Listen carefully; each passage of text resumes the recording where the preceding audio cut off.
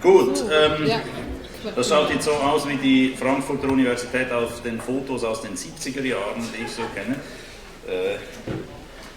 U-Bahnhof Bockenheim, da gibt es diese Fotogalerie an den Wänden mit den total überfüllten Hörsälen. Die Raumverwaltung wollte uns den größeren Raum nicht geben. Wir entschuldigen uns für die beengten Verhältnisse und hoffen, dass alle noch einen Platz finden.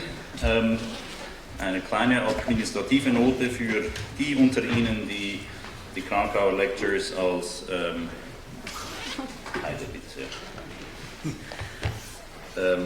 die Kracauer Lectures als Lehrveranstaltung besuchen.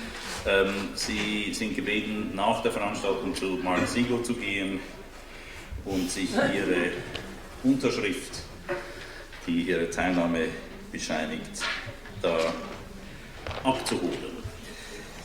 Now I switch to English. Tonight's talk will be in English, and so will the introduction.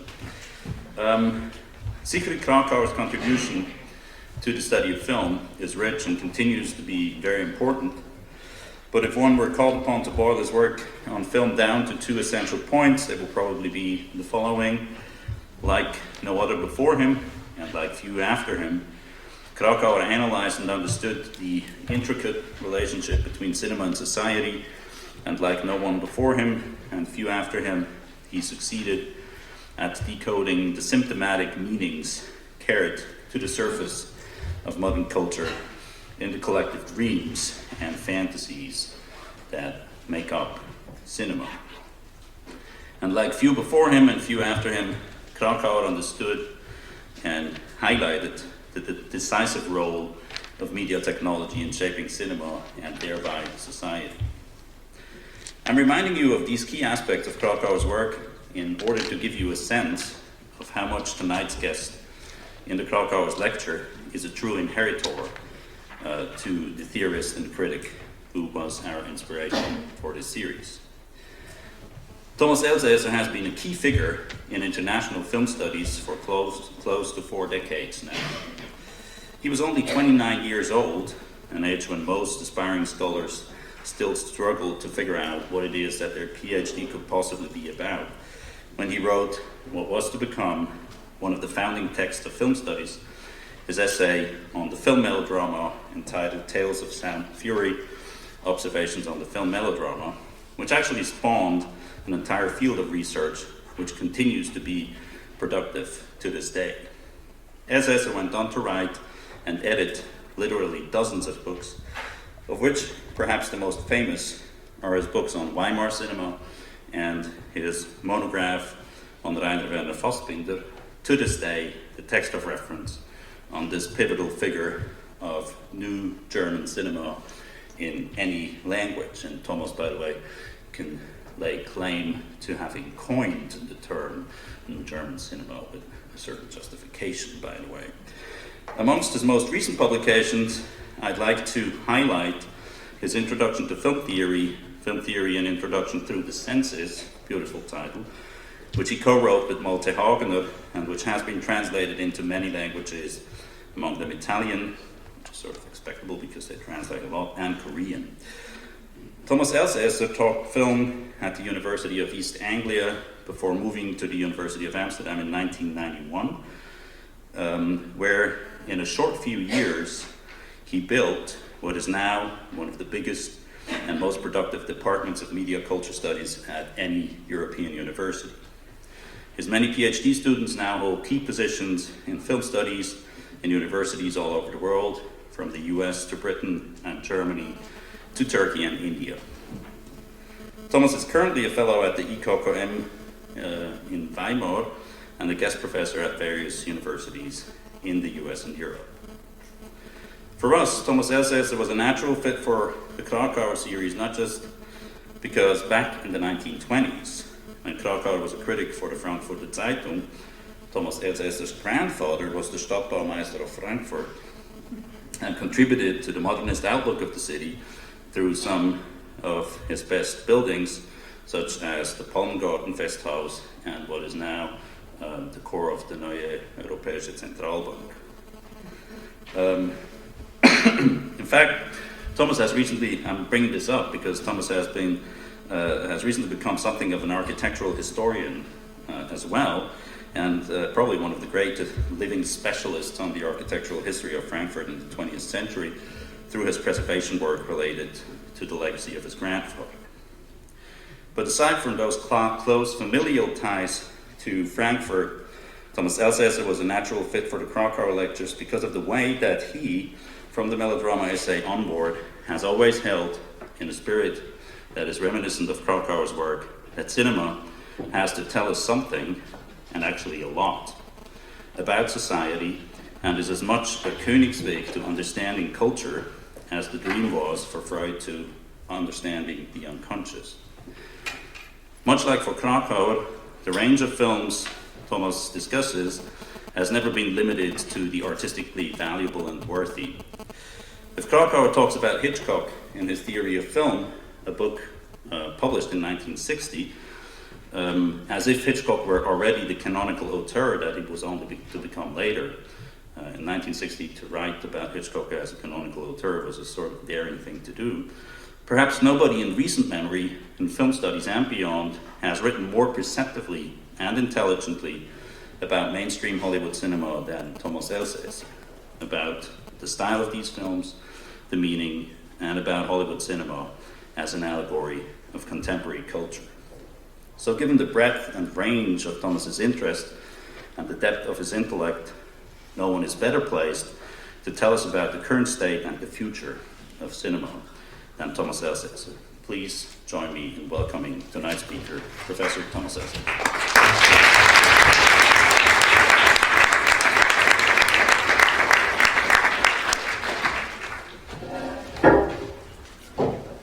Thank you. Thank you very much, Vincent, for these very kind and generous words. I'm delighted to be here. And I hope you will forgive me for speaking in English and also for taking up the best part of an hour with my talk. The talk is now called Siegfried Kracauer's Affinities, Cinema as Art Form or Life Form. In Siegfried Kracauer's Theory of Film, under the rubric of general characteristics of the medium, there is a section called Inherent Affinities.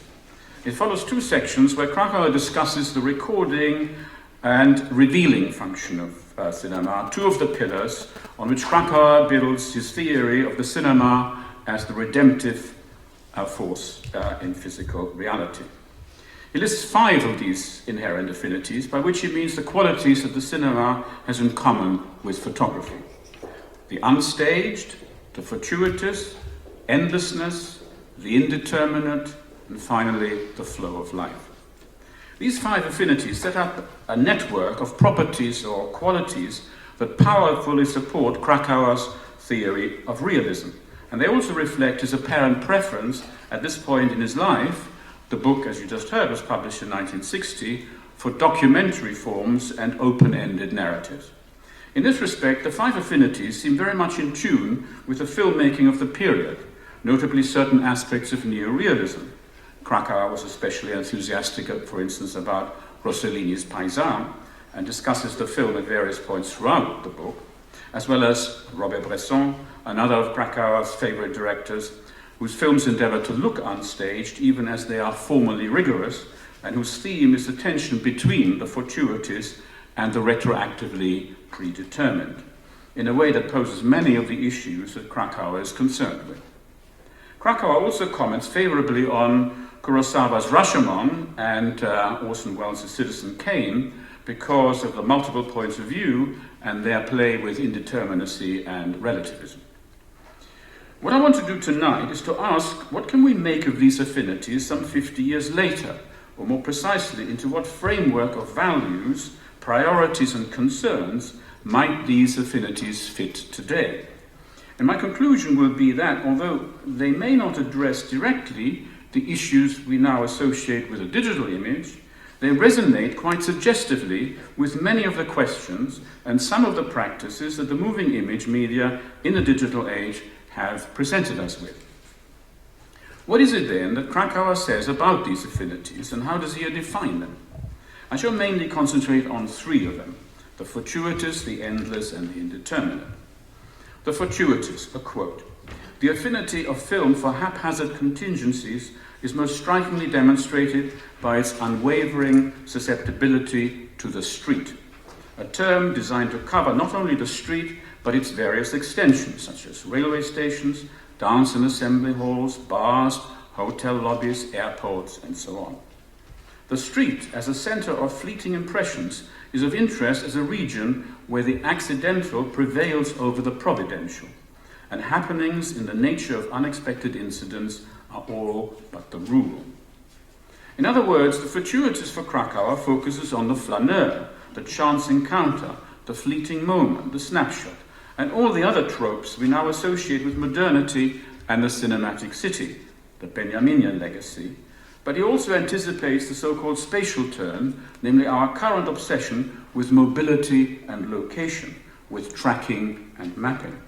We may also connect the fortuitous with the way we now encounter the cinematic in galleries or museums, where the visitor is free to stroll, but where video installations want to be experienced in their spatial dimensionality as well as their temporal duration. Endlessness, again a quote. Like photography, film tends to cover all material phenomena virtually within reach of the camera. To express the same otherwise, it is as if the medium were animated by the chimerical desire to establish the continuum of physical existence. This desire is drastically illustrated by a film idea of Fernand Léger. Léger dreamt of a monster film which would have to record painstakingly the life of a man and a woman during 24 consecutive hours. Their work, their silence, their intimacy. Nothing should be omitted, nor should they ever be aware of the presence of the camera. I think, Léger observed, I'm still within the quote of Kracauer, I think, Léger observed, this would be so terrible a thing that people would run away horrified, calling for help as if caught in a world catastrophe. End of quote from Léger. And Kracauer continues, Léger is right. Such a film would not just portray a sample of everyday life, but in portraying it dissolve the familiar contours of that life and expose what our conventional notions of it conceal from view, its ramified roots in crude existence. We might well shrink panic-stricken from these alien patterns, which would denote our ties with nature and claim recognition as part of the world we live in and that we are. The third one, the indeterminate, again, Kracauer. As an extension of photography, film shares the latter's concern for nature in the raw. Though natural objects are relatively unstructured and hence indeterminate as to meaning, there are varying degrees of indeterminacy. Notwithstanding their relative lack of structure, a somber landscape and a laughing face seem to have a definite significance in any given culture. And the same holds true of certain colors and certain light effects. Yet even these more outspoken phenomena are still essentially indefinable, as can be inferred from the readiness with which they change their apparently fixed meanings within changing contexts. End of quote. At first sight, Kracauer's argument, like Bazin's ontology of the photographic image of a few years earlier, seems to take for granted the photographically produced moving image, and thus, on the face of it, would seem to have little to say to us about a digital image. But this would, I believe, shortchange the nature and direction of Kracauer's thought. True, he did not seem to know, or did not want to know, that moving images could also be produced through electronic scanning of images transmitted wirelessly and displayed on a cathode ray tube. And he could not have known the digital image. But we might also say that Kracauer wrote theory of film in the full knowledge of television, which then would have been one of the reasons for writing the book, namely to try and define the cinema at the historical moment of its losing its dominance as the medium of the moving image, and accede to the special status that Kracauer is so keen to confer on it, namely that of a redemptive art form. In this perspective, theory of film would be a work of mourning, as much as a summa of all that is known about the cinema at that point in time, thus confirming the idea that a theory can sometimes be the funeral of a practice. But theory of film, at least in respect of the 5 affinities, also has a surprisingly radical agenda. Not only is it a bold attempt to think the cinema outside the usual technological, institutional, generic, or authorial categories by which we tend to categorize and define individual films, but it also envisages the possibility of thinking about the cinema in ways that are not dependent on photography as the bearer of a moving image. The fortuitous, the endless, the indeterminate are categories that refer us to the nature of experience and to the consistency of the world, rather than to the material supports on which these aspects of life might manifest themselves to us. As it happens, this part of Kracauer's argument also impressed Rudolf Arnheim, perhaps the greatest and most articulate theoretician of film as art. Arnheim is usually considered the formalist among the film theorists, and thus holds the counterposition to Kracauer and Bazin's realist aesthetics. Arnheim famously stated that, I quote, "Not until film began to become an art was the interest moved from mere subject matter to aspects of form. What had hitherto been merely the urge to record certain events now became the aim to represent objects by special means exclusive to film. These means show themselves able to do more than simply reproduce the required object. They sharpen it, they impose a style upon it, they point out special features, they make it vivid." Quote from Film as Art. Arnheim was keen to stress that mechanical reproduction, while inherent in film, was the material resistance against which the film artist imposes shape, form, expressive design, and individual signature, all the values that, as he said, mold the object into a work of art. In this respect, then, he is the theorist against whom all those are reacting who consider mechanical reproduction as the very essence, and indeed as the redemptive feature of cinema. These include Walter Benjamin, André Bazin, Kracauer, Stanley Cavell, and, as we shall see, Jacques Rancière and Jean-Luc Nancy. But Arnheim would not let go. In an essay entitled Two Kinds of Authenticity, published in 1993, when the author of Film Art and Art of Visual Perception was already 89 years old, he picked up the gauntlet and responded to his challengers, or at least he responded to Kracauer. This is what he says: "The figurative arts are always dealing with two kinds of authenticity. They are authentic to the extent that they do justice to the facts of reality, and they are authentic in quite another sense, by expressing the qualities of human experience by any means suitable to that purpose." Sorry, I'm carrying on. This is only half of the... I carry on with a quote from Arnheim. "The new concern with the passing moment aroused an interest in the dimension of time, explicitly introduced into the photographic medium by motion pictures.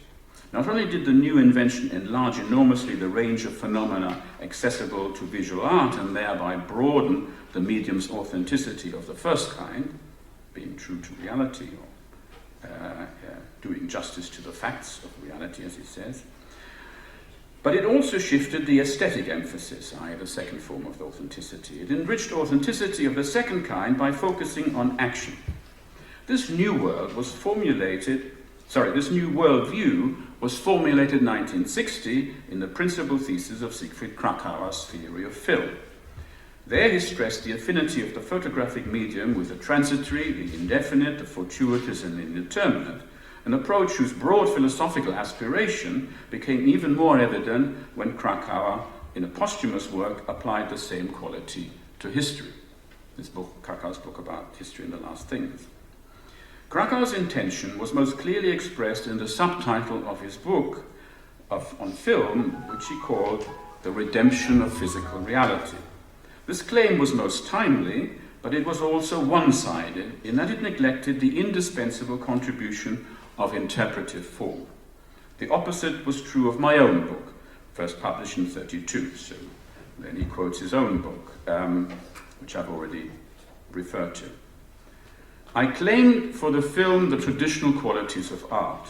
Thereby, however, I all but neglected the documentary aspects emphasized by Kracauer. So you see he's moving in the other direction. In practice, any photograph or film partakes of both authenticities, because, as the poet Alphonse de Lamartine has said, photography is a solar phenomenon, where the artist collaborates with the sun.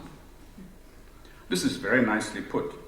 But Arnheim also takes on digital images, which he welcomes because they reduce the difference between these two kinds of authenticity, the realist and the expressive, and because they redefine the conditions of legibility of an image. As to the digital image, Arnheim believes that, I quote, it increases the formative power of the image maker, and when applied to the extreme degree, it becomes a pictorial technique like drawing and painting, with the difference that it can also avail itself of the particular techniques of computer graphics. When applied only slightly, that is, digital techniques, digitization will amount simply to a more refined procedure of traditional photography, which has always used techniques such as retouching. End of quote from Arnheim. Now, Arnheim, I think, makes several important points. First, he shows that Kracauer's affinities reflect a renewed interest in the dimension of time and in duration, which, as we know, is one of the characteristics of modern cinema, for instance, in the way it is defined by Gilles Deleuze. Furthermore, in Arnheim's view, Kracauer's affinities emphasize what Arnheim calls the first kind of authenticity, rendering the world as it is, but as it could not be perceived before the advent of moving images. Its contingent or random qualities, its indeterminacy, its ongoing, endless, and ever-changing nature, but also its sheer presence and there-ness. But Kracauer's affinities also affect what Arnheim means by the second kind of authenticity, that of rendering human experience, by focusing, as he calls it, by focusing on action. A point I shall return to under a slightly different heading, namely when I discuss the function of moving images when enacting human goals and human purposes.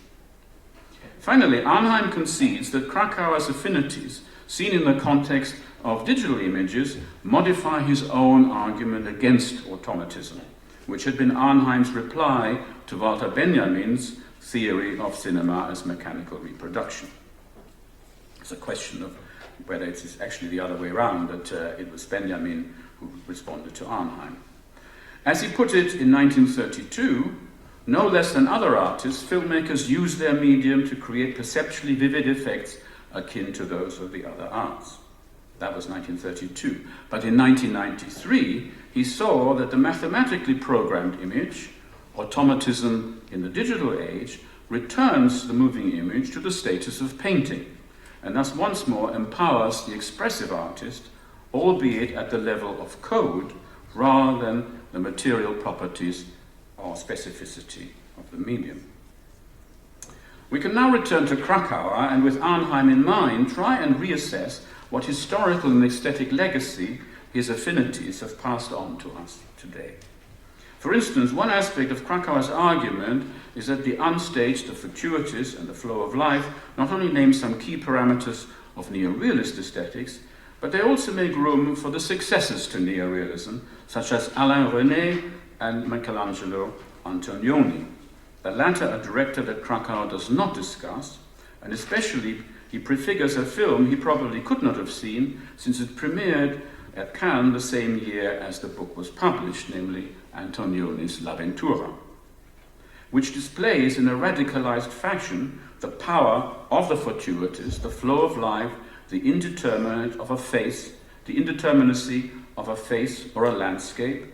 When one thinks of the contingent circumstances, I'm assuming you know the film, when one thinks of the contingent circumstances that bring together the protagonists, when one thinks of the as well as the unexplained and the unresolved disappearance of Anna. Or think of Monica Vitti's inscrutability, as well as the long sequences where nothing happens and life goes on nonetheless.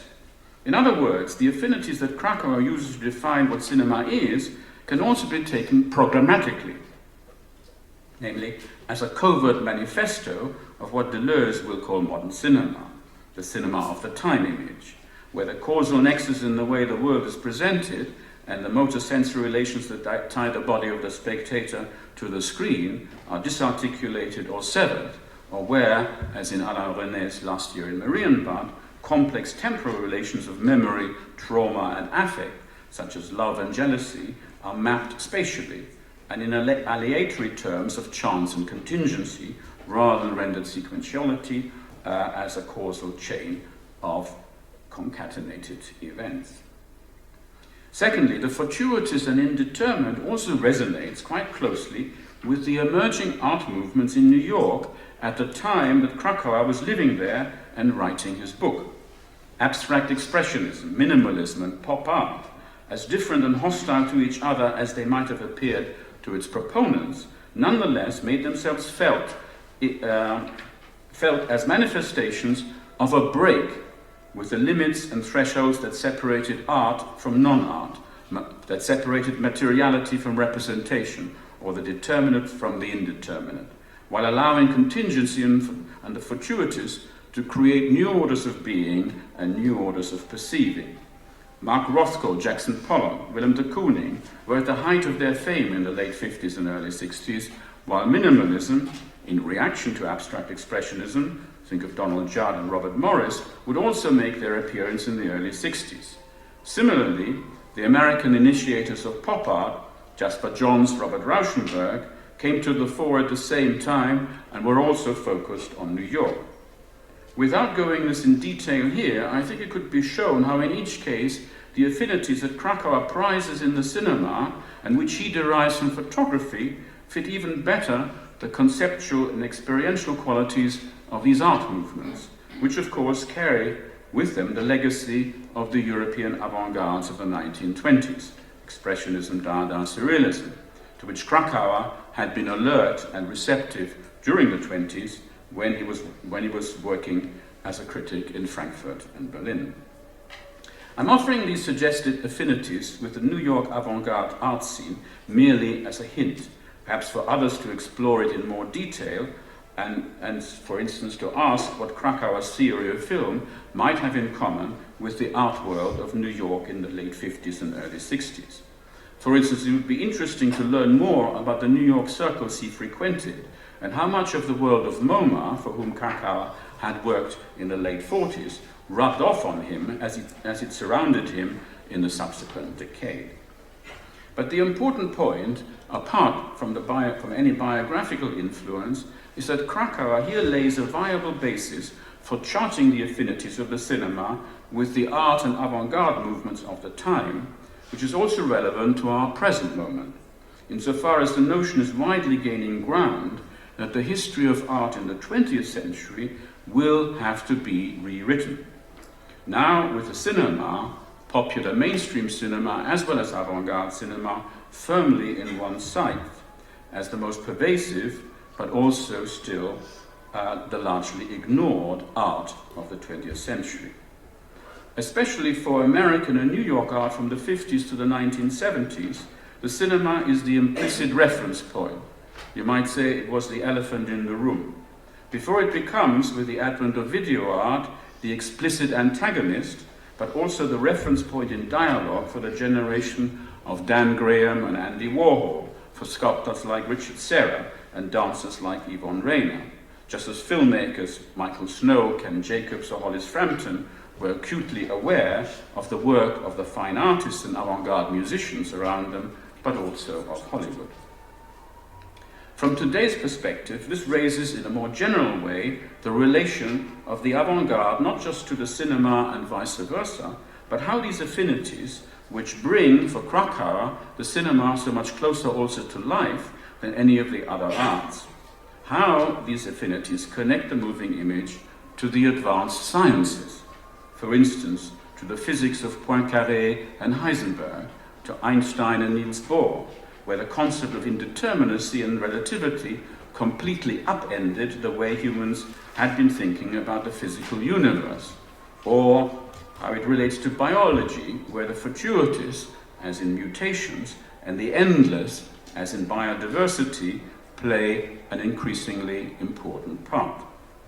This is too wide a field for me to enter into here in detail, so let me confine myself to how we might understand Kracauer's affinities as referencing not only photography, Kracauer's current default value of the image, rather than its ontological essence, as I claim, but how they might apply to the digital domain, our current default value, and how we might interpret Arnheim's suggestion that Kracauer's affinities shift the emphasis to time, to action, and to agency, as well as how they affect the conditions of legibility of the moving image. Three areas seem to me especially fruitful to consider in this context.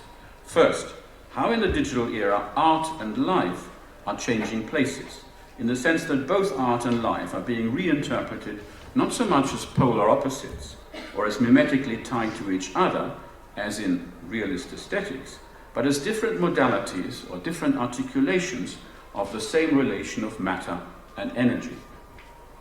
Second, we might consider how there has emerged a certain type of image, sometimes referred to as operational images, and a certain genre of cinema that I have variously described as mind game films, or the new realism of world cinema, or the cinema of ontological doubt, where certain criteria we used to deploy in order to make sense of films, that is, their readability, no longer apply.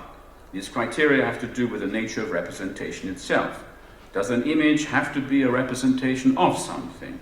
Or, as in German, does a Bild have to be understood as an Abbild?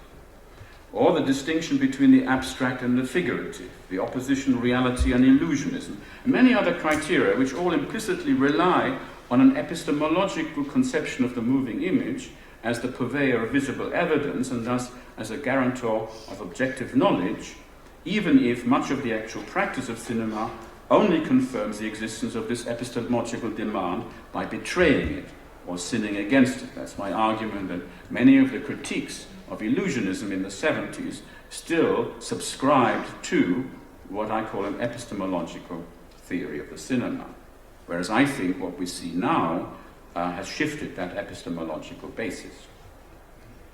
My argument is that the mind game film challenges this assumption at a more fundamental level, and therefore proposes, among other things, a new legibility of the image, but also shifts our perceptual field from one that is dominated by a single vanishing point or monocular perspective to one of ubiquity and potentially infinite vantage points managed by mathematics, our contemporary name for endlessness, rather than controlled by optics and visual perception.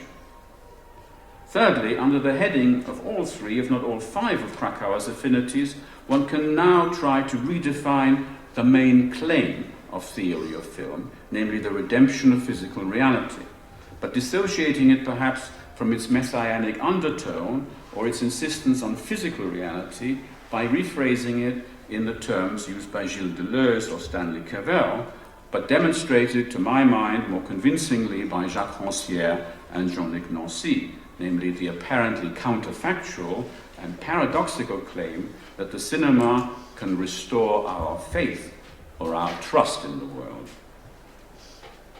So let me return to the way Kracauer might have understood the shifting relations between art and life, in light of the cinema's mostly invisible but pervasive presence in the fine arts of the 20th century and in our own century. At the turn of the 21st century, life and art, I claim, have come closer together, leaving the avant-garde with the task of repositioning both art and life. One sees it in so many installation art that uses video, but even more often that recycles film, recycles found footage and scenes from recognizable movie classics. Our cinematic past has left the darkness of the archival vaults as well as the darkness of the movie houses to meet us in the gallery spaces like ghosts in plain daylight, not quite ready to depart for good, but also not quite alive, because needing the protective spaces of precisely an art gallery or a museum. An afterlife that is a kind of half-life, too present to be called memory, too anonymous and fragmentary to have the authorial signature of the autonomous work of art. But the inverse is also true, with art making taking on the character of a workspace in the real world, with only the ticket booth acting as the barrier and liminal threshold between the building site and the art exhibition.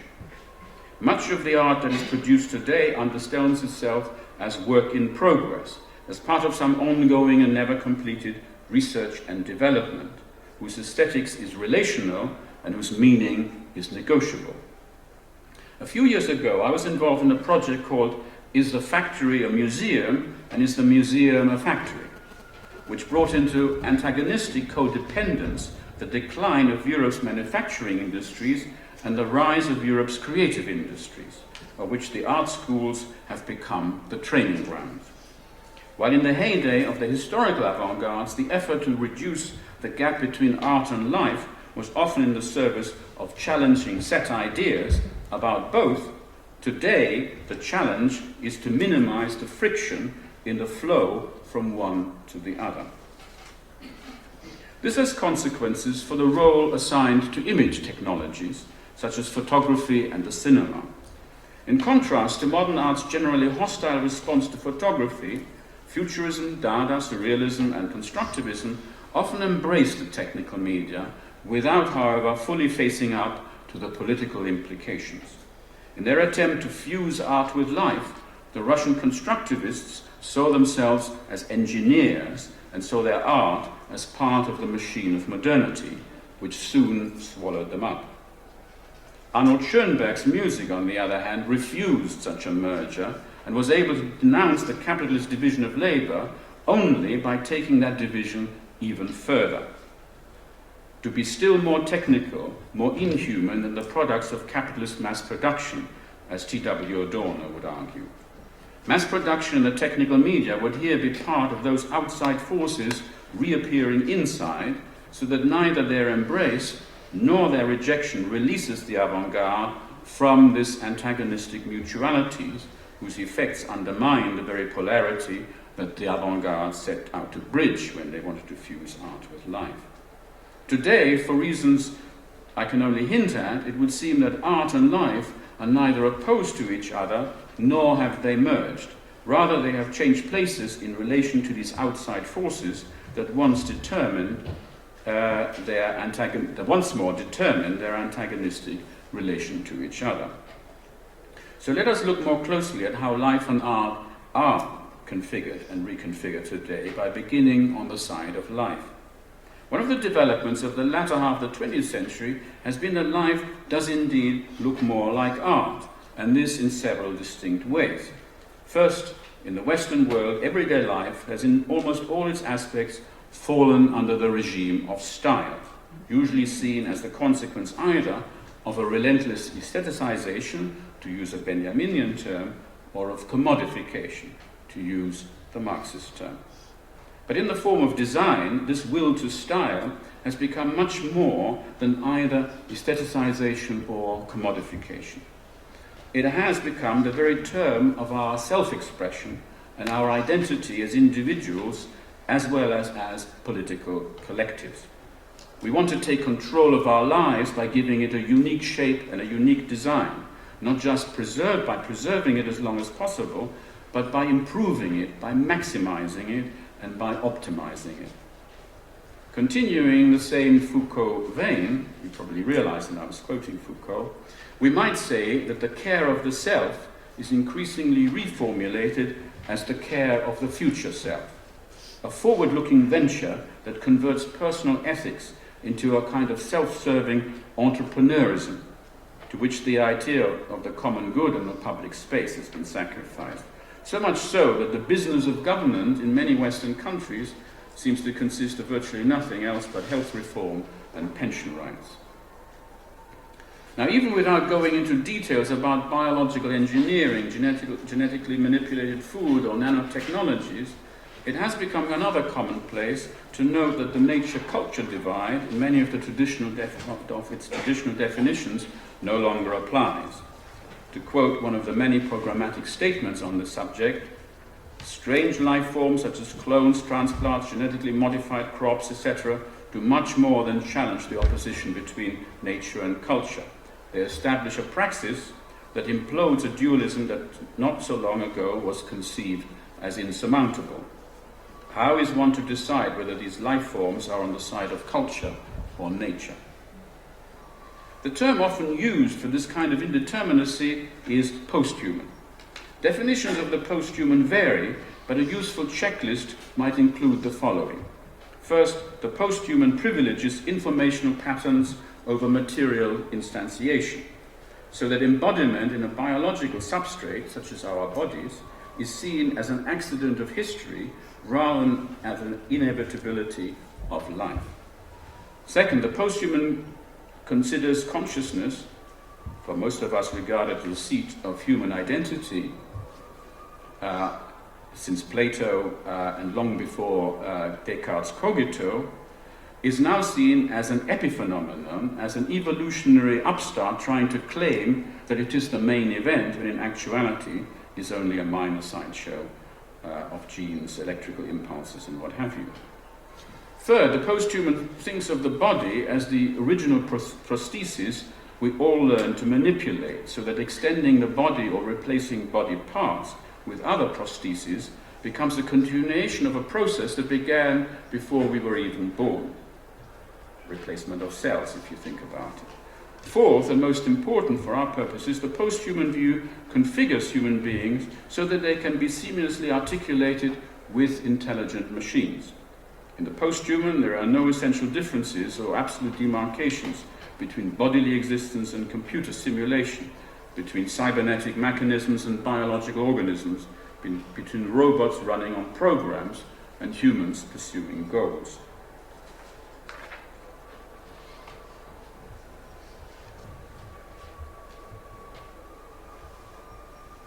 Computers and chips are leaving, as we know, their metal boxes, and screens are embedding themselves in just about every object we come into contact with. Human-computer interfaces, now still modeled in most cases around our presumed familiarity with the cinema, we use a screen with a book, the laptop, or the office desk if you think of the Windows interface until very, very recently. These interfaces increasingly model themselves around our primary perceptual organs and senses, that is, sight, hearing, and touch, and thus they've also become transparent. The sudden passion for the haptic in the humanities is, one suspects, and contrary to the claims about such embodiment making us more integrated and whole, indicative of the same post-human trend. The buzzword of Apple Steve Jobs was intuitive. Always talked about gadgets have to be intuitive. The buzzword of Steve Jobs was intuitive as the holy grail of computer hardware, and the Apple iPhone and the iPad are monuments to this ambition. Modeled around the body and redistributing the senses in their hierarchy of distance, sight and hearing, and proximity, touch and taste, intuitive interfaces have replaced or are replacing the cinematic interfaces that someone like Lev Manovich still championed some 10 years ago. But now that Jobs is dead, rumor has it that Apple will abandon what is known as skeuomorphism, the skeuomorphism of its design icons. Does anybody know what skeuomorphism is? Have you followed the discussion? I'll just quote you from the paper. Is Scott Forstall's ousting at Apple the death knell for Apple's legacy of designing apps that look like real-world products? A New York Times story recently suggested that the end of skeuomorphism is near, at least at Apple. By placing design control back in the hands of Jony Ive, Apple could return to the stark minimalist designs that dominate its hardware. What is skeuomorphism? Merriam-Webster defines it as an ornament of design representing a utensil or an implement. While there really is no need to design a virtual toggle switch that looks and sounds like a real-world toggle, doing so adds a layer of familiarity, of nostalgia and warmth that evokes a real-world object, proponents would argue. However, its opponents denounce skeuomorphism as pompous digital kitsch. In other words, the moving image in the 21st century is obliged to reflect on its place and function within the dominance of design as the bridge between art and life, both of which now stand under the sign of techne. Yet this techne needs itself to be refigured around the notion of artifice as a practice situated between design, engineering, and programming. Life becomes more artificial by being understood to be both engineered and programmable, which raises an interesting prospect and may even hold out a promise, namely the possibility that art will become more lifelike in the sense of emulating reproduction, generation, replication, mutation, process, chance, and contingency in order to remain art. This is what I mean with the speculation that art and life might be changing places under the condition of their mutual outside determinations. We are all aware of the extent to which our approach to and understanding of images has changed in recent years. We tend to think of these changes as caused by digitization, but my sense is that this is either the name for much vaster changes that we have difficulties in grasping in other ways, or the digital images are as much the consequence as they are the cause. These changes I want once more to connect with Kracauer, and in particular with Arnheim's comment about Kracauer's affinities implying a shift to action as the determinate feature of the moving image.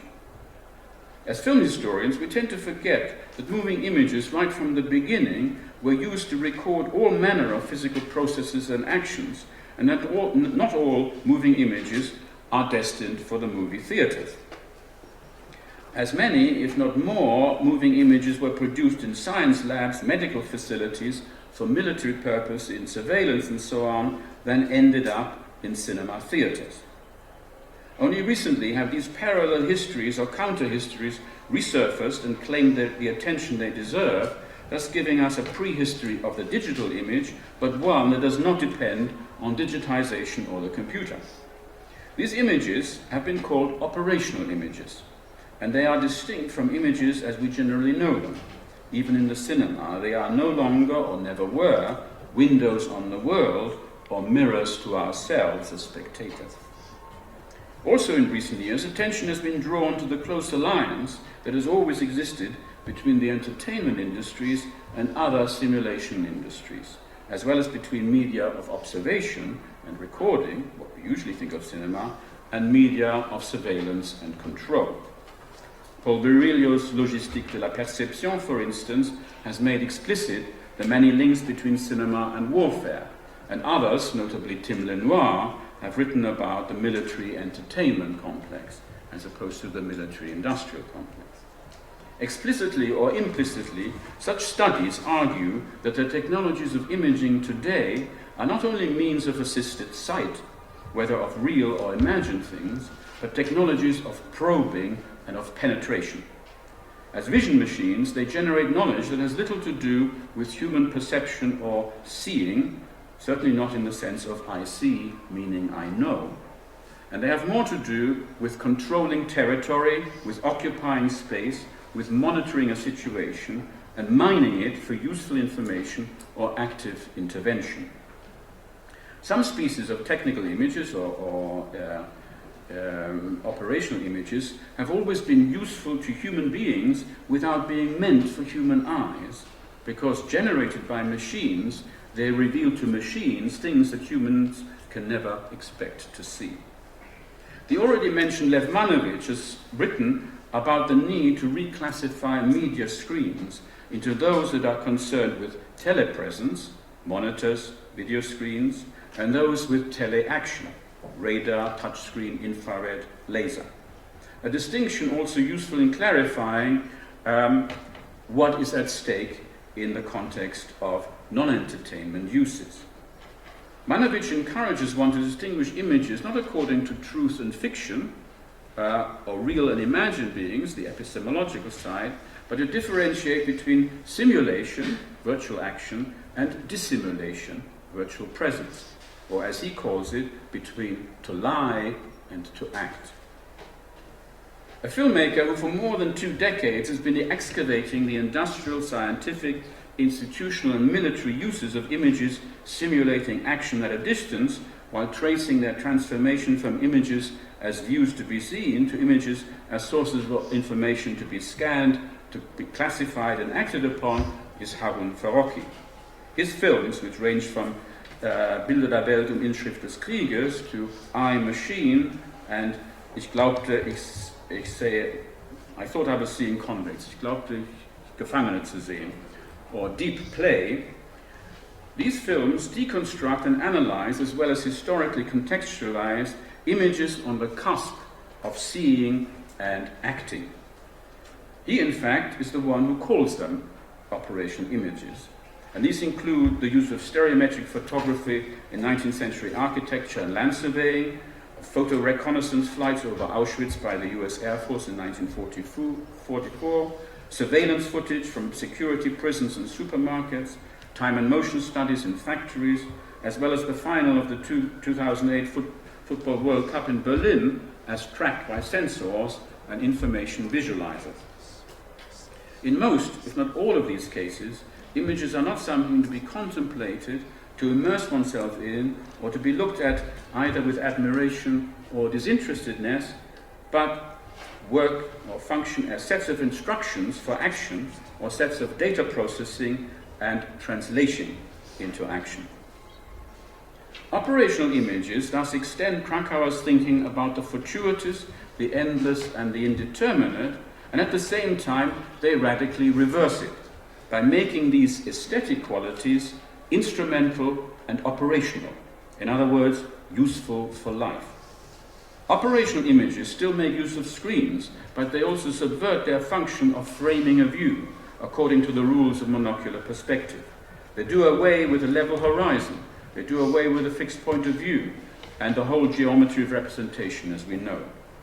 In the world of entertainment, the same phenomenon can be observed where they inaugurate a floating presence, immaterial and invisible, as well as ubiquitous and omnipresent. But this sense of empowerment and presence, which the image-rich social media of YouTube, Facebook, Twitter or Flickr give the user, are no less a formalized illusion as was linear monocular perspective, when it pretended that the earth was flat and man was the only creature that mattered in the eye of God. Now the illusion of ubiquity, simultaneity and omnipresence compensates us for being a mere speck in the universe, enmeshed in networks of plotted coordinates, trackable and traceable at every point in space or time, and yet suspended in an undulating, mobile, variable inside to which no longer corresponds any outside, however vast, connected, or proliferating such an inside, our new default value of being online, promises to be. Now, given this seemingly so pessimistic analysis, how then can I make good on the apparently counterfactual and paradoxical claim that the cinema may restore our faith and trust in the world? The argument would proceed in different stages, not all of which I can fully elaborate here. My reasoning so far has been that Kracauer's affinities, understood not only in the context of a phenomenologically inflected aesthetics of realism, or as a covert manifesto supporting the modern cinema of the time image, can provide a kind of positive-negative foil for the moving image in the post-human condition, where art and life seem to change places and where the contingent, the endless and the indeterminate have become the basis for making images operational and extracting from them useful information and usable data. The second part of the argument would be to come back once more to what for Kracauer makes possible the redemption of physical reality, which is, in the final instance, the automatism of the camera. It captures the phenomena of the world without the interference of the human mind, and thus, for the first time in human history, is able to store time as the medium of change, of becoming, of transformation, and of possibility, but also able to record the likeness of things and their appearance in all their singularity and evanescent particularity. A version of this redemptive power of automatism is in technically produced images we find in many philosophically inclined thinkers about the cinema, from Jean Epstein's photogenie to André Bazin's ontology of the photographic image, from Stanley Cavell's consolation that the cinema shows the world to us as it is without requiring our presence, to Gilles Deleuze's idea that the cinema returns us to a liberating exteriority and immanence. But the view that the cinema's automatism is a value is also shared by Jacques Rancière and Jean-Luc Nancy, to whom I will now briefly turn. Yet in the question of how this automatism figures in the broader context, the thinkers just named do differ considerably. For some, the technically produced image is redemptive or restorative of trust because it generates an aesthetic moment already before the human eye, the human mind, and therefore sense intervenes. It thus represents a new kind of beauty more closely aligned with Kant's sublime because it does not demand comprehension and, as we saw, may not even require contemplation. For others, however, the aesthetic aspect is less crucial, and what makes the cinema special with respect to the question of trust is that it produces its own cogito, as it were, because its there-ness and being exists on a plane where Descartes' answer to skepticism, cogito ergo sum, becomes unnecessary. The cinema's automatism makes possible a form of discovery and disclosure which temporarily at least mutes or suspends skepticism, and thus provides instances of belief in the world that, depending on the nature of your faith, either confirms the self-sufficient immanence of the world or shows in sensible form the work and presence of the Creator. Yet the very possibility of this disclosure in the cinema is a condition also of its opposite, which is human intervention, be it through editing or montage, be it through framing, be it through imposing on this flow the formalized shape of narrative, or be it the extractive or subtractive conditions of legibility, as in operational images.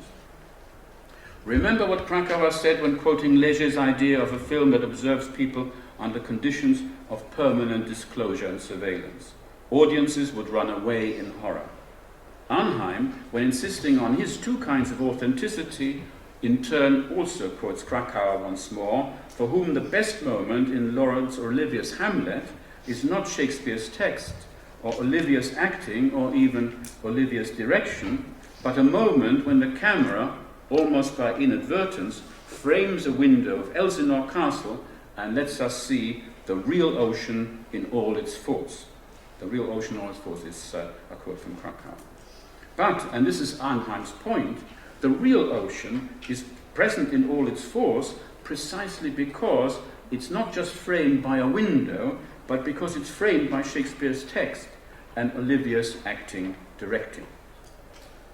I come back to what I have called the mutually interdependent determinations of countervailing forces that keep Kracauer's affinities together as a constellation between art and life. In a similar vein, Jacques Rancière calls these countervailing but interdependent forces the thwarted fable, which to him is at the heart of cinema, whose basic principle is the unification of conscious thought and unconscious perception. For Rancière, the unique cinematographic cogito unites the machine's automatism with the human mind's activity. In this respect, the cinema is the perfect realization of an idea of art first proposed by German idealist philosophy, notably by Schelling, who already thought of life as becoming a manifestation of art, and from whom Rancière adopted some of the characteristics of Rancière's aesthetic regime, within which the cinema appears to Rancière as the most democratic of arts, precisely because its indifference to hierarchies and indifference to ontologies, making no distinction between the beautiful and the ugly, the valuable and the insignificant, or indeed between the actual and the virtual, between what is alive and what seems merely alive. Rancière is here at his closest to Deleuze when he describes the things before the camera as being, I quote, in their state as waves and vibrations before they exist in their qualifications as objects, persons, or identifiable events by their descriptive or narrative properties. End of quote. In Rossia's version of Arnheim's two kinds of authenticity, the cinema is always already divided against itself. And as a consequence, the history of cinema, and even more the history of film theory, has been about how to deal with this double nature, how to tame the contingent while nonetheless not losing the force, the life, which the contingent and the fortuitous bring to narrative, to character, and to representation. At this point, it would be instructive to compare Rossia's position to that of Friedrich Kittler, who comes to a very similar assessment, but from a quite different vantage point. For Kittler, the innovation of the cinematograph are secondary to those of the phonograph, but together they did bring about a revolution, for it was the ability to record raw sense data of ear and eye by technological mechanical means that shifted the entire discourse network around 1900. Prior to the phonograph, cinematograph, all data flows had to be cut up, spaced, symbolized in order to pass through the gate of the signifier, the alphabet, grammatology, writing. I quote Kittler. As technological media, the gramophone and film store acoustical and optical data serially with superhuman precision. They launched a two-pronged attack on the monopoly that had not been granted to the book until the time of universal alphabetization. The gramophone empties out worlds by bypassing their imaginary aspect, the signifieds, for their real aspects, the physiology of the voice. For the first time in human history, writing ceases to be synonymous with the serial storage of data. End of quote. Evidently, Kittler, starting from different theoretical premises and aiming at establishing a different genealogy, is not particularly interested in the specificity of cinema. On the contrary, in his perspective, gramophone and cinematography are better thought as the precursors of digital data, whether as sounds, speech, images, words, or other forms of symbolic action.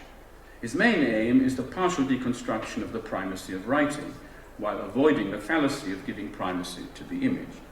Both for him are subsumed or sublated, in a Hegelian sense, by the computer, because there, quote, sound and image, voice and text are reduced to surface effects, known to consumers as interfaces. Sense and the senses turn into eyewash. Their media-produced glamour will survive for an interim period as a byproduct of strategic programs. Inside computers, everything becomes a number. Quantities without image, sound, or voice. With numbers, everything goes. Modulation, transformation, synchronization, delay, storage, transposition, scrambling, scanning, mapping. The usual Kittlerian list. However, I want to end not with Kittler, although his belief in numbers would provide an interesting gloss on Kracauer's endlessness, but by citing another voice that echoes Kittler's sense and the senses turning to eyewash, namely Jean-Luc Nancy, and his reasons for considering the cinema capable of reclaiming the world. Nancy, in a book ostensibly devoted to the films of Abbas Kiarostami, called L'évidence du film, also talks about the inhuman mechanical gaze and the human interpretive or expressive gaze. But he draws from this as radical a conclusion as does Kittler, yet without any mention of the computer. For Nancy, both classical cinema and modern cinema are essentially reactionary. Classical cinema because it presumes that the world makes sense, and that the cinema can show this sense in action, while modern cinema is reactionary because it's obsessed with the trauma of the world no longer making sense. These are for Nancy two sides of the same false coin, because what the cinema was meant to show is that the world does not exist in order to make sense. By arguing that classical narrative organizes every element of a film towards a predetermined meaning, and modern cinema confronts a world that can no longer be understood, while representing this loss of meaning with the techniques of documentary and realism, Nancy is taking Deleuze's version of Bazin's neorealist aesthetics and turns it on its head. Nancy's Heideggerian philosophical move is to argue that this loss of a meaningful world is in fact a gain, because a world without meaning is the world itself.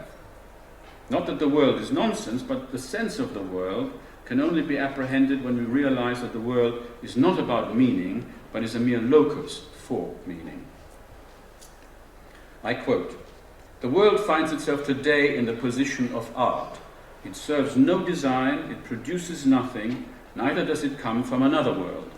It is what it is because it knows that henceforth it cannot count on anything but itself, not on God, nor on any historical eschatology."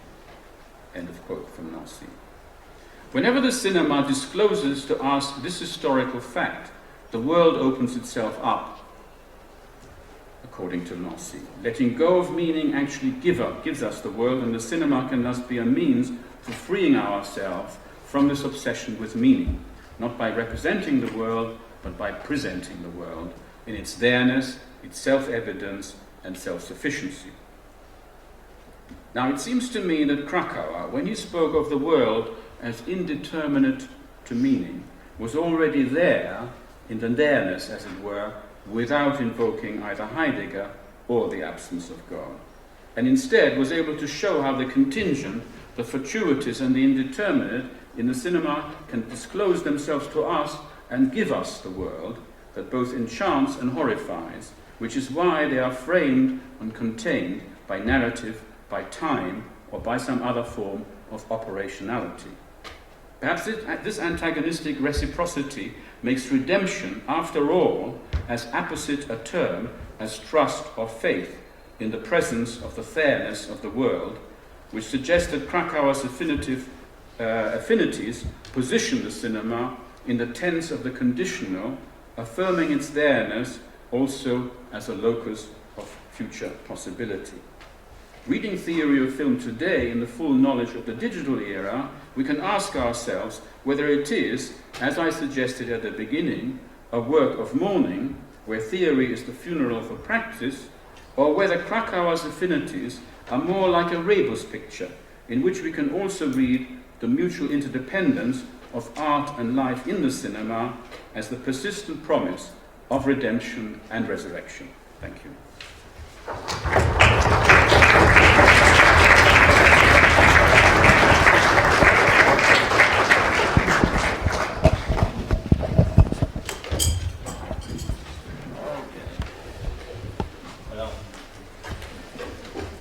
Thanks a lot for this sweeping panorama of reflection, which actually addresses Kracauer and demonstrates in what I think is a wonderful way just how important the thinker he continues to be for understanding our contemporary media culture and I note this, you continue to refer to as cinema.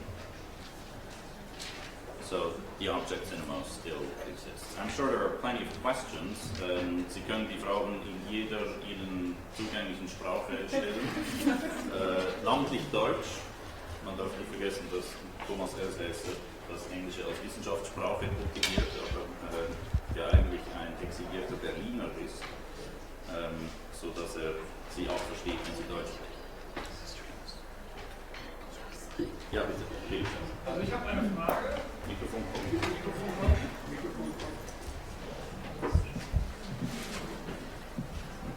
Es gibt so einen Mark Twain-Roman, Leben auf dem Mississippi, und da ist einer, der liebt den Mississippi und er will jetzt Lotse werden und er lernt jetzt, diesen See völlig anders zu sehen, diesen Fluss.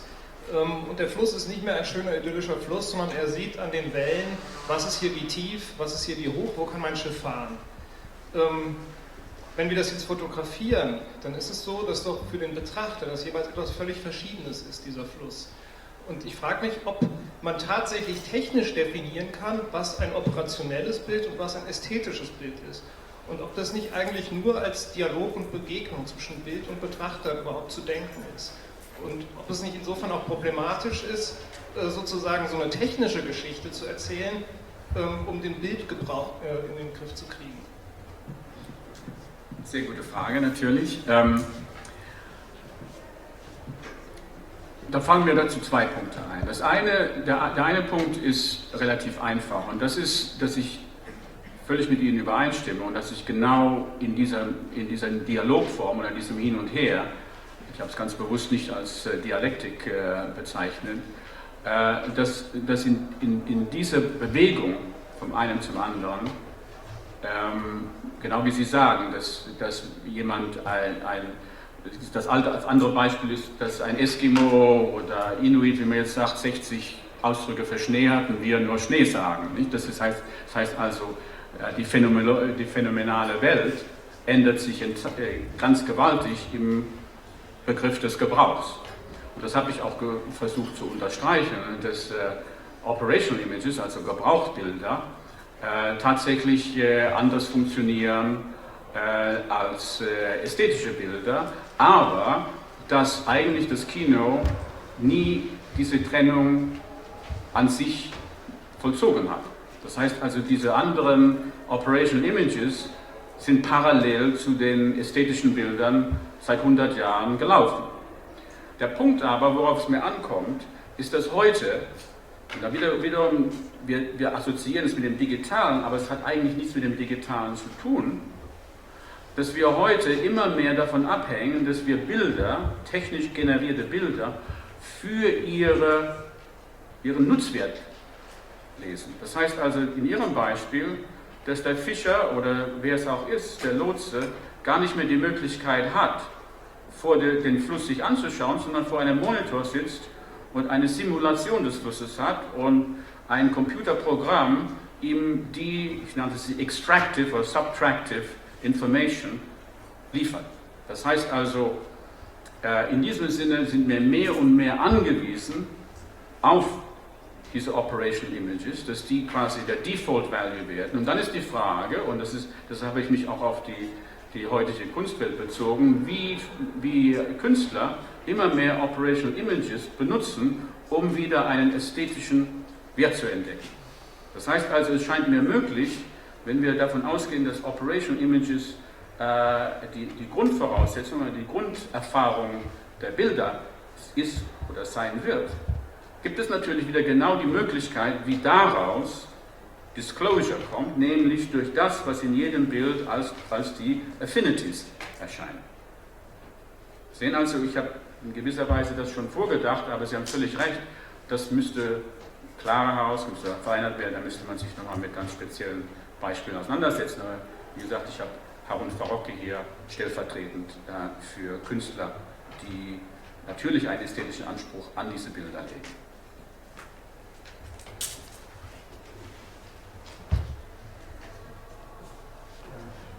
Ja, bitte. Ich hätte eine Frage.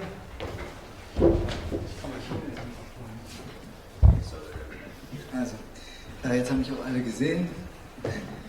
Also, ich hätte eine Frage zu den Post-Human Conditions und den Operational Images. Das will ich gar nicht abstreiten, dass das was eine neue Qualität hat, aber es klingt natürlich gar nicht so neu, wenn man sich überlegt, dass zu der Zeit, als Kracauer eigentlich das Konzept, also in den späten 40ern, seiner Theorie des Films aufgestellt hat, die Kybernetik natürlich ganz intensiv diskutiert wurde, wo es genau darum ging, die Grenzen zwischen Organismen und Maschinen aufzubrechen oder also eigentlich aufzuheben und genauso natürlich, wo Bilder eine operationale oder also visuelle Eindrücke aber als operationale Instrumente gesehen wurden und nicht als Dinge, die man ästhetisch sieht. Also mit dem berühmten Beispiel, das eben so also Wiener hat ja seine Kybernetikmodelle auf der Grundlage von Feuerleitsystemen entwickelt, wo eben der Operateur dieses Feuerleitsystems mit seiner Maschine verschmilzt und das, was als visueller Input reinkommt, er dann irgendwie wieder verarbeitet. Deswegen kommt mir das nicht so neu vor und ich frage mich, ob es vielleicht irgendwie, also die Zeit ist halt ähnlich. Das kommt auf, das wird zumindest so deutlich formuliert in der Zeit, in der Kracauer dann auch seine Überlegungen anstellt zur Theorie des Kinos. Und eine Überlegung wäre, ich ich weiß nicht, ob ich das jetzt so zusammenkriege, aber so als Vorschlag, ob nicht vielleicht die Errettung der äußeren Wirklichkeit im Kino, das Kino als ein Modell oder eine Metapher betrachtet für unsere Art, die Welt wahrzunehmen und das gar nicht so sehr im Gegensatz zu dem kybernetischen Umgang mit Modellen steht. Also der Zugriff auf die Welt, der immer nur über Modelle geregelt wird. Also es ist eigentlich ganz egal, was da draußen ist. Solange wir gute Modelle haben, ist das gut. Und Kracauer nicht vielleicht nicht bewusst vielleicht in einer ähnlichen Weise irgendwie das Kino so als Modell oder eine Metapher für unseren Zugriff auf die Wirklichkeit dann betrachtet. Das wäre mein. Genau, das ist, vielen Dank, das ist eine sehr gute Erläuterung, weitere Erläuterung eines meines Gedankens bei dem Vortrag. Also erstmal, Sie haben völlig recht. Sie haben völlig recht, das ist, ich hab Heisenberg und Niels Bohr genannt, ich hätte die Macy Conferences nennen können, nicht? Da ich aber überhaupt keine empirische Beweis habe, dass Kracauer das gelesen hat, während ich weiß, dass er im MoMA gearbeitet hat, habe ich mich, also in Ihrem Sinne ist dieser Verweis auf das historische Umfeld seiner Arbeit eigentlich schon mitgedacht. Das heißt also, da gebe ich Ihnen völlig recht, dass Kracauer sehr wohl sich damit auch beschäftigt hat. Und wie ich immer wieder hoffe, betont zu haben, es ist nicht Neues. Mir geht es genau darum, dass wir nennen es digital, aber es hat eine Genealogie, die in der Digitalisierung überhaupt nichts zu tun hat. Deshalb gebe ich Ihnen da auch völlig recht, wir sollen das nicht immer als ein Neues sehen. Die Operational Images gehören zum Kino seit dem Beginn und die Komplexität dessen, was das Kontingente ist, läuft im ganzen 20. Jahrhundert, das ist ganz klar. Die zweite Bemerkung, da möchte ich noch etwas dazu sagen, nämlich inwieweit das Kino, und das ist auch als Antwort auf Vinzenz, dass ich immer noch das Wort Cinema benutze. I'm fine with that. Let me just clarify one thing about this. Und das hat genau damit zu tun, ist es ein Modell, ist es eine symbolische Form, ist es ein Interface oder ist es, was ich manchmal sage, ein embedded cultural software. Das heißt, wir sind in einem Moment, wo das Kino immer wieder für tot erklärt wird und dabei weiter existiert. Aber eine Form, in der es weiter existiert, ist tatsächlich als Cultural Interface. Das war Lev Manovichs Point damals in dem Language of New Media, dass er gesagt hat, die Computerwelt modelliert sich über ein Vorverständnis des Kinos. Das habe ich nochmal Steve Jobs genannt, der sich davon gelöst hat. Genauso wie sich jetzt Microsoft endlich vom Desktop, also dem Büro, gelöst hat. Das sind wichtige Momente im kulturellen Verständnis, im Vorverständnis. Aber gleichzeitig, und das fand ich so interessant in Arnheims Artikel, dass er gesagt hat, Kracauer hat sein Konzept der Redemption Physical Reality und wie er diese Affinities sieht, hat uns das Kino mehr in Action gebracht, also in die Richtung von Action, was ich in diesem Sinne jetzt nicht unbedingt als das Deleuze Bewegtbild sehe, sondern in einem größeren Rahmen. Und zwar auch in dem Rahmen wie die Operational Images, aber auch in der Möglichkeit, dass das Kino oder the Cinematic, also es gibt eben im Deutschen den Begriff nicht, das ist auch ein Problem. Wir sagen immer das Kino und meint dann sofort den physischen Ort. Dass das Kino in gewisser Weise nicht mehr, und das ist ein Punkt, den ich ja auch hervorgebracht habe, nicht mehr nur als kontemplatives Bild gesehen wird, sondern mehr im Sinne eines Portals, eines Durchgangs, einer Passage. Und das wäre eine Richtung, in der ich Ihre Antwort über den Modellcharakter des Kinos nochmal auffächern würde und mehrere Möglichkeiten erstmal gelten lasse, wie wir das Kino heute sehen. Aber Sie haben völlig recht, wir müssen uns verabschieden, das Kino nur als den physischen Raum oder den physischen Film zu sehen, sondern eben in seiner, ich nenne es auch manchmal the cinema is invisible, also als kulturelle Bedeutung ist es fast unsichtbar, aber das ist genau die Kondition seiner Ubiquity, das heißt seiner Embeddedness als Cultural Software. Also in dem Sinne nochmal herzlichen Dank für Ihre Anregung in diesem Punkt.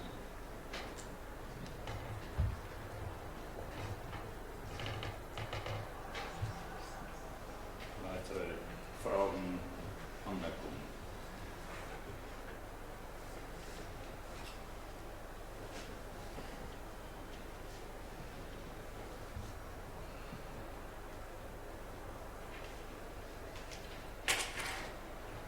Also vielleicht kann ich doch noch mal einen Punkt klarstellen.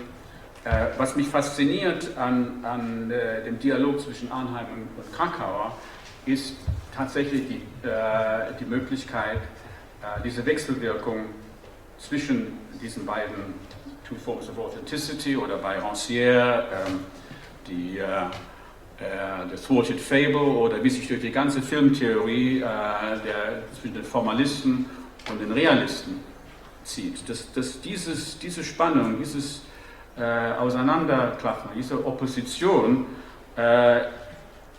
nochmal neu gedacht werden muss und eigentlich überholt ist.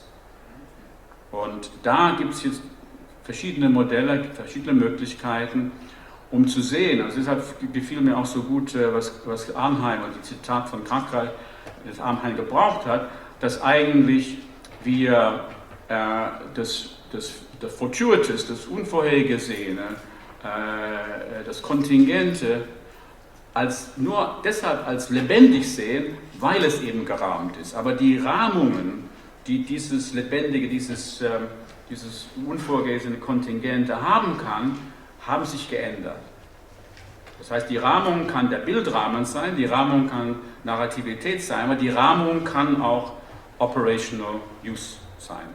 Das wäre einer der Punkte, die ich Ihnen mitgeben wollte, dass wir nicht mehr denken, hier sind die Formalisten und hier sind die Realisten und so geht es Pendel hin und her durch die Filmtheorie, sondern die sind tatsächlich, und da helfen uns die Philosophen, die ich genannt habe, Rancière, Nancy mit einer extremen Position, also Kittler als der Technizist, Nancy als der Heideggerian, treffen sich da in ihrer Radikalität, aber die Verbindung ist tatsächlich eine, die uns erlaubt, dieses Kontingente, was bei Léger eben der Horror ist, wie auch das eben bei Kant das Erhabene, zwischen dem Schönen, zwischen dem Ästhetischen und dem Horror pendelt, dass gerade die Kondition der Kontingenz eigentlich ist, dass sie in irgendeiner Weise gerahmt ist. Das heißt also,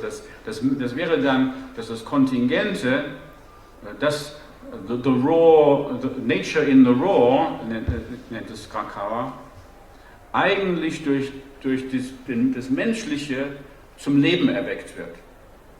Das ist das Interessante, dass also weder Leben oder weder the nature in the raw noch der menschliche Geist unabhängig voneinander verstanden werden können, sondern dass sie in dieser, ich nannte es Antagonistic Mutuality oder Interdependenz, erst das Ästhetische produzieren im Kino. Deshalb das Paradox, dass ein Automatismus die Basis für eine Ästhetik sein kann.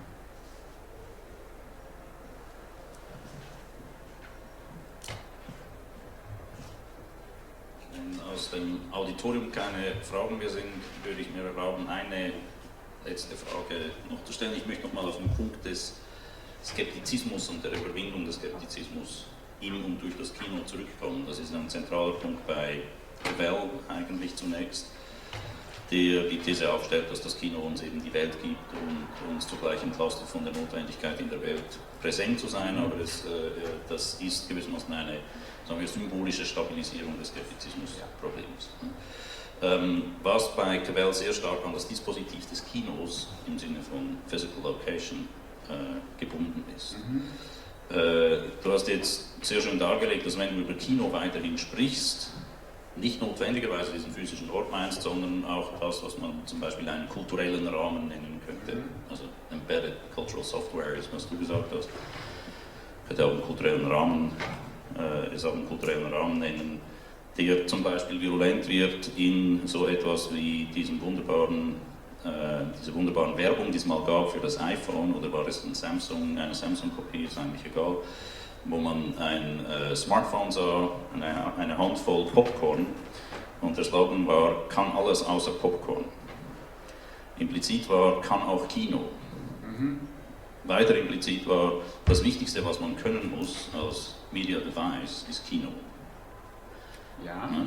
Und das ist eine Invokation des kulturellen Rahmens Kinos oder eine Invokation dieser Embedded Cultural Software, die du da nennst. Tatsache ist aber, dass das Dispositiv der Überwindung des Skeptizismus, von dem Cavell ausgeht, sagen wir mal, zumindest in einer Krise ist. Es gibt das Kino noch, aber es gibt auch so etwas wie postkinematografische Bedingungen. Und wenn du von der Praxis der Bilder sprichst und von den Operational Images, dann geht es auch immer darum, dass die Bilder in Handlungsformen eingehen, übergehen, wo man natürlich auch ausargumentieren könnte, diese Handlungsformen sind nur möglich dadurch, dass das Bild uns den Glauben an die Welt zurückgibt, aber trotzdem. Ja, das ist ein guter Punkt. Ja, inwiefern funktioniert diese Leistung der Überwindung des Skeptizismus noch unter den Dispositivbedingungen, die wir jetzt haben? Das Wort Leistung gibt einem sofort das Schlüsselwort für Performativität. Und ich habe jetzt mal nicht, ich hätte auch für das, was ich Operation Images nennen können, die Performativität der Bilder nennen können. Das ist aber ein weites Feld, das ich jetzt in diesem kurzen Vortrag nicht einsteigen wollte. Aber ich glaube, da beweist sich das auch nochmal. Zum Beispiel, also du nennst dieses iPhone, wahrscheinlich war es ein Samsung, denn das iPhone läuft ein bisschen anders. Das hat, da gibt es ein iPhone-Ad, in dem David Lynch am Mikrofon sitzt und sagt, "You guys, what do you think? I make films and you watch it on a small screen. Are you nuts? Get a life." Und dann heißt es iPhone. Das heißt also eine Werbung für iPhone. Das heißt also die ganze negative, ich habe es ein bisschen abgekürzt, es geht noch ein bisschen weiter, mit einigen unflätigen Zwischenbemerkungen. Das heißt also, die Performativität des Kinos übersteht die Negation, jede Negation. Das heißt also, da ist eine neue Kategorie, das wäre auch wieder das Negative, das wissen wir auch von der Werbung, das Negative kann eigentlich einen Zustand nicht mehr aus der Welt schaffen. Und das wäre nochmal ein interessanter Punkt, der aufzugreifen wäre, wenn man sich über die verschiedenen Nachleben des Kinos Gedanken macht, welche Formen diese Cultural Software dann tatsächlich, in welchen Formen sie sich darstellt.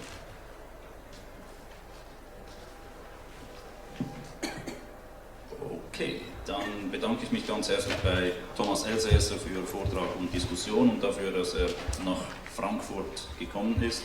Und ich bedanke mich bei Ihnen ganz herzlich für das Interesse, für die Teilnahme, für die Beteiligung an der Diskussion.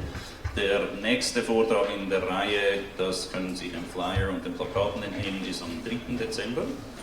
4. Luis. 4. Dezember. Es spricht Christa Blümlinger aus Paris. Auch zu diesem Vortrag sind Sie alle ganz herzlich eingeladen. Sorry? In einem größeren Raum. Und wir hoffen, möglichst viele von Ihnen dann da wiederzusehen. Thomas, herzlichen Dank.